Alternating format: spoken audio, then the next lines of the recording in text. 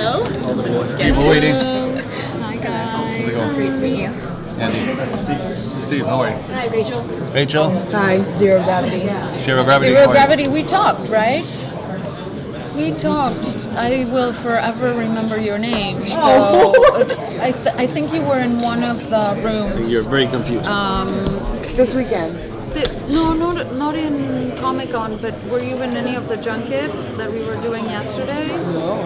But I've talked to you, I'm sure. Hi, I'm Rachel. Hi, Rachel. Steve. Steven doesn't want to hold my hand. No. It's Great to Hi, meet you. Karen. Nice to meet you.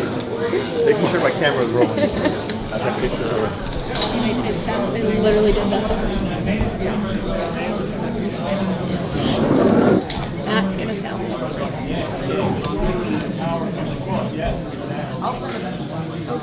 You like you haven't seen the trailer before, right? Not the trailer. No. The Red Band Not trailer. the red band. No, not the red band. You like it? Yeah. Let's go this way first. We'll do start. Yeah. Great. I'm curious, you touched on this a bit during the panel about giving Pennywise, or the classic Pennywise form, the Jaws treatment, and keeping him obscured from the viewer. Was that always the plan from the outset of development, or was it a bit influenced by how available Bill was? No.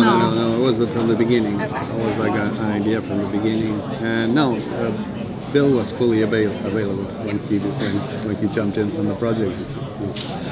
It was planned as that. It's a slow burn, and I think that it was something that I would want to see. I would want it to be told a story where I don't know when Pennywise is going to show up, and the accumulation of that desire would be like very add would be gratifying at the end. So I think we did it, and I think you saw it because you saw 5 episodes, right? So you see Pennywise at the end appearing. How was it? It was worth the wait. It was worth the wait. Worth the wait. I guess follow-up question. So we see him in so many other forms. What was your favorite non-Pennywise form to see it in during the show? I think Pickled Dad is one of my favorites because it's so full of of trauma, and it's also very graphic and disgusting. So it's a blend of body, of graphic horror, but filled with very personal,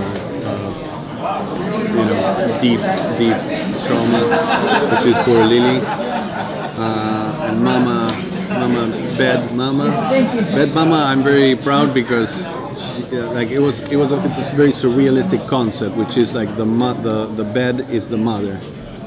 And it was like when I thought of it, I was like, okay, we have to make this work.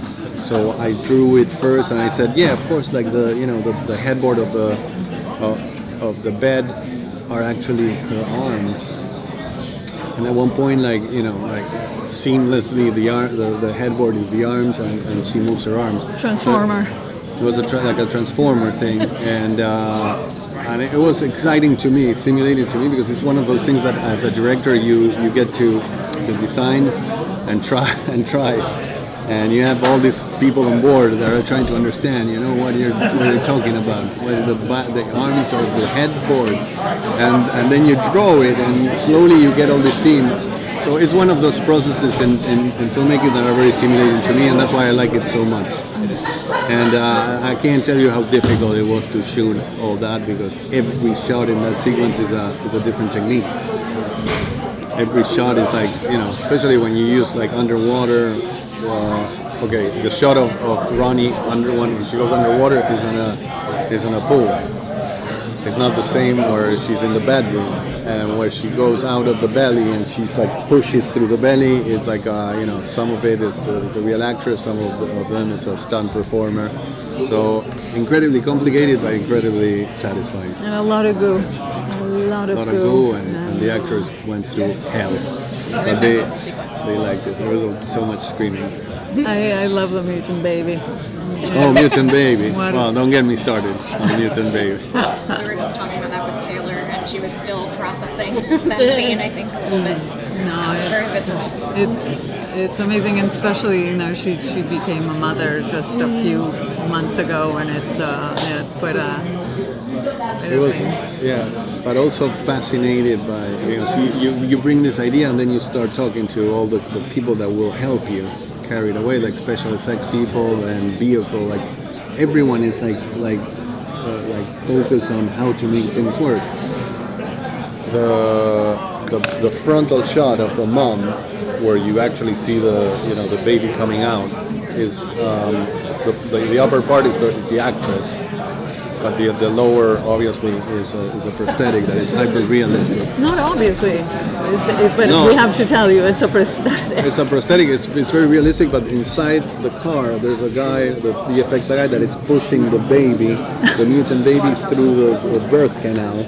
And there's another guy from special effects, like just pumping blood, and it's like it's insane. But it's like it was like I so. can't believe HBO let you leave with that. Well, so that's we were shooting it, and I was like, I'm glad we're shooting it. Andy's dream is alive, but there's no way we're gonna be able to air this, Because of or they're gonna make us, cut all over it. And we showed them the episode, and I was like waiting. Okay, they're gonna call in Sunday and say something. You're not airing it.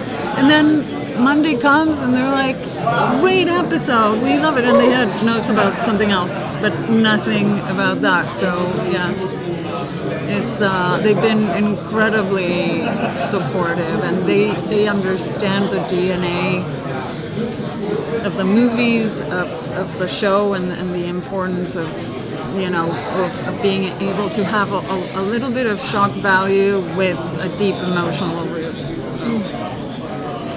So, when I was starting this series, maybe my daughters, are getting a little older now, they can watch it. And then I saw the car ride to hell. No. No, they're 3 more years. maybe never, who knows? How old is she? There's 17, who's the one who's like on the borderline, but we don't want her to watch it. She watches horror, but nothing like this. And that was a lot. It's like the first opening minutes. And then the other one's 15, I was like, definitely not. Or 14. So, but my question is more about, I just want to say how effective it is. Thank you. Terrifying stuff. Visually upsetting, mentally churning nightmares. But my question is about taking Stephen King's properties and adapting it to one thing. It's amazing. But now you have to actually take his baby, grow it, and raise it, and tell a story that fits in Stephen King's universe. Where the fans will appreciate something that is still your work, but also where Stephen King pushing like this. So, what is it like taking on that, and what kind of preparation do you do to make sure that you master this? Probably this is the biggest departure, in all our journey with it. This is the one where we are, where it's more inventive in terms of story and characters. We're using obviously the everything that is in the book as an inspiration, and particularly the fact that there is like all these enigmatic events in the book are actually an incomplete puzzle. So that's the challenge for me, for us in this particular adventure, was like, let's create a story that is, of course, interweaves all, fills the gaps of logic, but also I saw a hidden story in this thing that doesn't resolve in the book. There's a reason why we're going back in time, and it's not only to see the origin of Pennywise as a central incarnation of it, but it's something that goes beyond that. There's a story hidden there that I was like, okay, let's work on this, because there's something here that is bigger than anything that is in the book or the movies. and that was the starting point. I cannot tell you what happens at the end or why are we traveling back. Probably at the end of season 1, there's a little hint of, that's why we're going back in time. Maybe in episode 9. But there's again, I think that's, to your question, it's a different animal because it's a creation that is created on the crumbles, on the scattered crumbles that Stephen King intentionally put there. He did it to create tension, actually, to make it mysterious, and all this crypticness is for a reason. It's like at the end of the book, you're like so confused about what it is. It's part of the experience. For us, it's more about giving answers and creating other enigmas and a new story. But I will add to that Stephen King makes a conscious decision when he embarks in this. Is I'm gonna trust the people that are gonna be working with my material and expanding on my work, because otherwise you go insane. It's like, and he loves to write. He's the most prolific writer in America. I'm that number is out of my ass, but one could probably agree that he's incredibly prolific and he loves to write. So he can't be, nitpicking on, what other people are doing on the side. He decides to trust you, and he's been incredibly supportive since the beginning. We grew up with his books. We became storytellers because of his books. I think we always try to do a good job in honoring what he's written. So I have a bit of a fun question, because To you. the thing that was seared in my brain as a kid that terrified me was Pennywise in the TV movie and like the shower drain. Yes. Like, I think about it still to this day. So do you guys as creatives have those moments that just terrified you as either like young viewers or even as adults that you just think about when you are like working within this genre? Not from it. Just like in general, do you have those? yeah. Mine was Pennywise, Of but like course. do you guys have those? Yeah. Do you want to know what these are? Yeah. Let me know. What scares you? So the first thing I saw that just rocked my world, I was 6 years old, and I saw on TV a movie called Manster. That is it's a movie from late 50s, black and white. It's a horror movie about science gone wrong. And this guy, who is an American journalist, if I'm not wrong, I haven't seen it in a while, goes to Japan and tries to investigate this weird mad scientist who's experimenting on people. And the moment where there's a moment where he starts feeling bad because he's like sweating and he feels pain, and he goes to the mirror and there's something in his shoulder, and he looks in the mirror and there's an eye in his shoulder.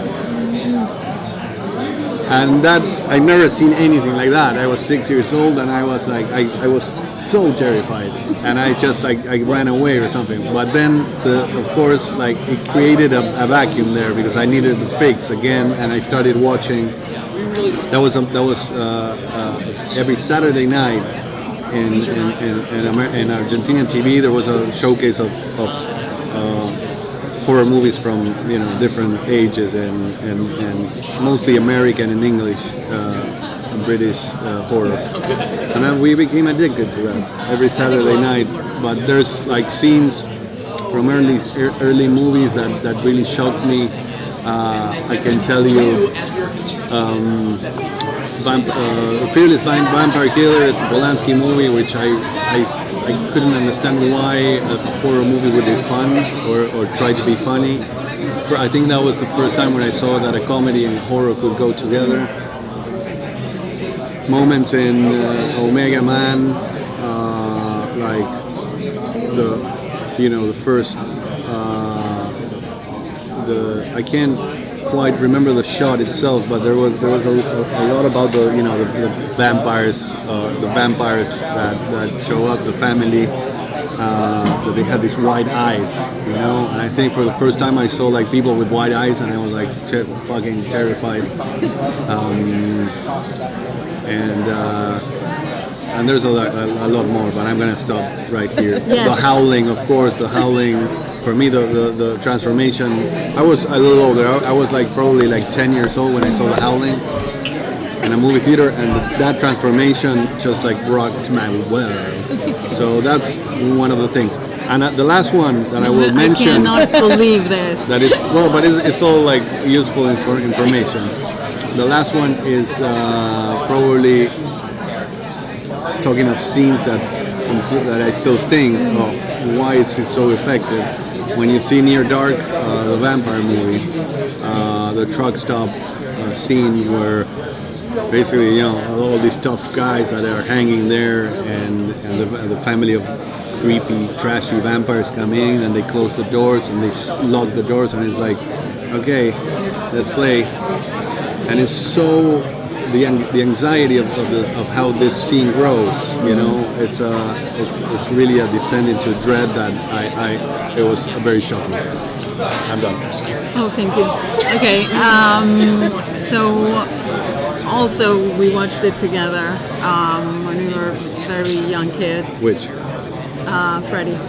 Not Freddy Krueger. Oh, Freddy. No. So there was Spanish a series. Spanish episode of a horror series, a horror anthology, and one of the episodes is called Freddy, and it's this ventriloquist with his doll called Freddy, and this ventriloquist is traveling, and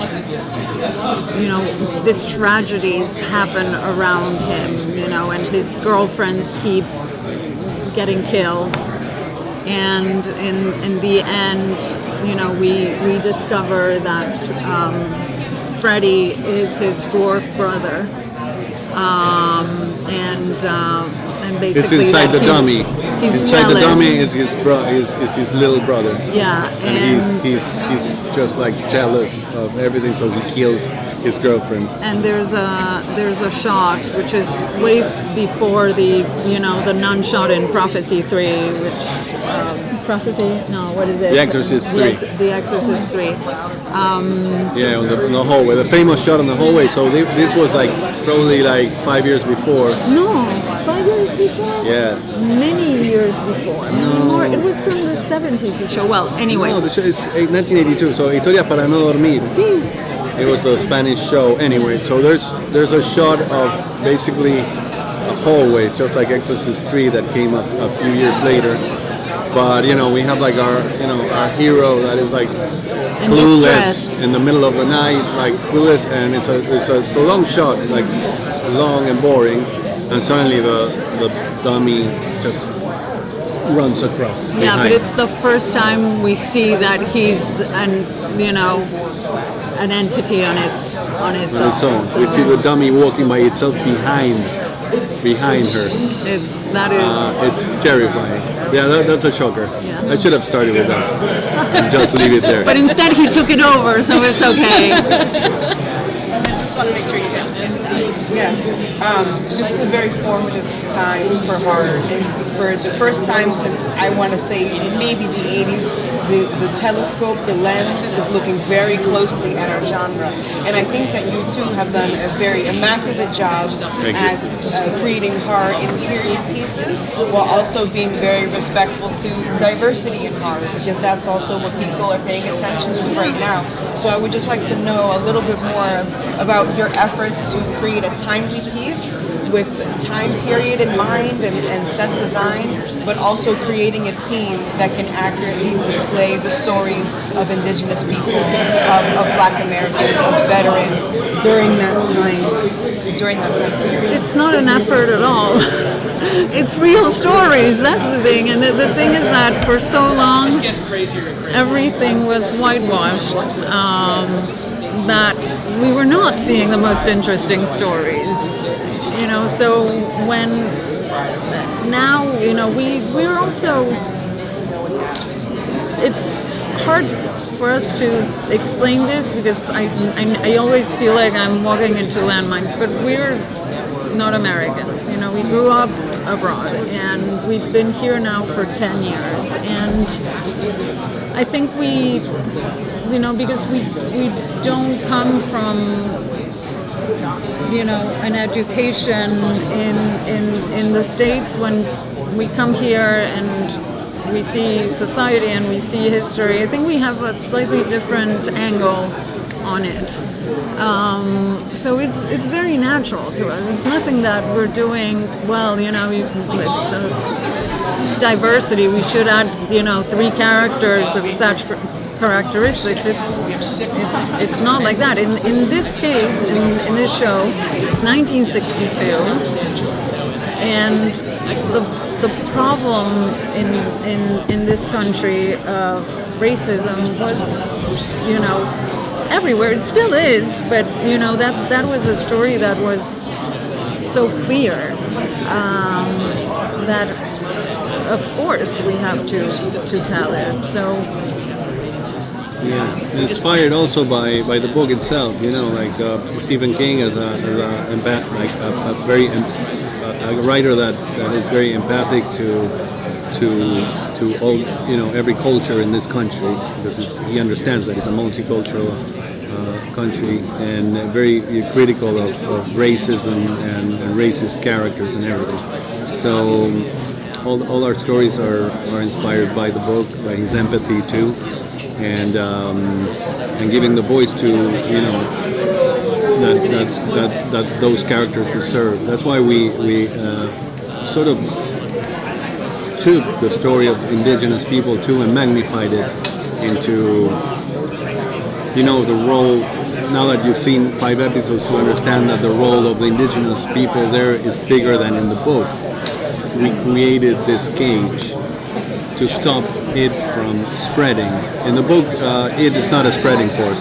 It lives in Derry. And in our story, if it wasn't for the original people, for the indigenous people, it would have fucked up the world. And we give it, to them, and they are the keepers of the secret. So we can keep talking about this, but I think we're kind of tapped out. Thank you, guys. I know what it is. I'm a couple pages after you in Variety from last week. Okay, there you go. Okay, I just saw the horror report. The report. There you go. Yes. Well, it's nice to it meet just you in person and not on the stage. It's so nice. What do you mean a couple of pages after? So there's a horror report, the Variety horror report that just came out. We've been just like our heads have been into the junket for 3 days. Horror report of Variety. Yes. Okay. And we're in it. And you're in it. And she's in it. Okay. So as a reporter or as a Journalist, yeah. As a journalist. Okay. Well, guys, thank you so much. Thank you. Very nice meeting you. I love your earrings. Thank you. Rachel, it's nice to see you. Guys, thank I do this.